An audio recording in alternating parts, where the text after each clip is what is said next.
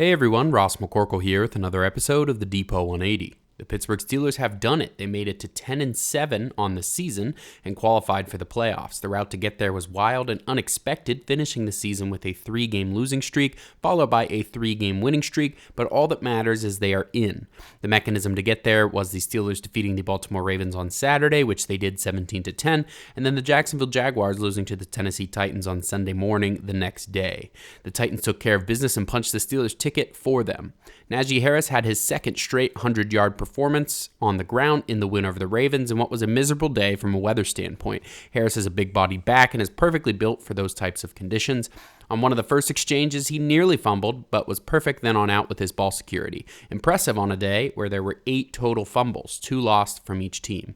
Mason Rudolph also connected with Deontay Johnson on a 71-yard touchdown pass. This puts Rudolph in second place in the NFL for the entire season for 60-plus yard touchdown passes with 3. Pretty wild, given that he has only started 3 games.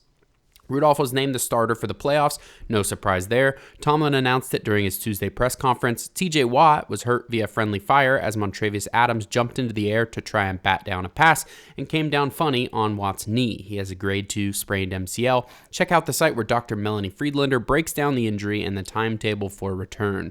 At the very least, he was ruled out for the wildcard playoff game against the Buffalo Bills. The Steelers will travel to Buffalo, and it will probably be another inclement weather game. This time of year in Buffalo is almost a guarantee for some snow, or at least frigid temperatures. It remains to be seen if that ends up helping or hurting the Steelers, but with the way they are built to limit scoring from opposing offenses and control the ball on offense with the running game, it might be a boon for the team. Safety Minkah Fitzpatrick has a very good chance of returning, though Tomlin labeled him questionable. Damontae Kazee will also be available as his suspension was only through the end of the regular season. So as the Steelers lose Watt, they regain a couple others. The Bills, led by quarterback Josh Allen, will present a serious challenge. He has a cannon arm and can also extend plays with his legs. He has 15 rushing touchdowns this season, tied for the most in the league by a quarterback. He also has an interception problem with 18 this season, tied for the second most, something the Steelers will certainly look to take advantage of. Let me know how you enjoyed the video on Twitter at Ross_McCorkle, and as always, visit SteelersDepot.com for your latest and greatest Steelers breaking news and analysis.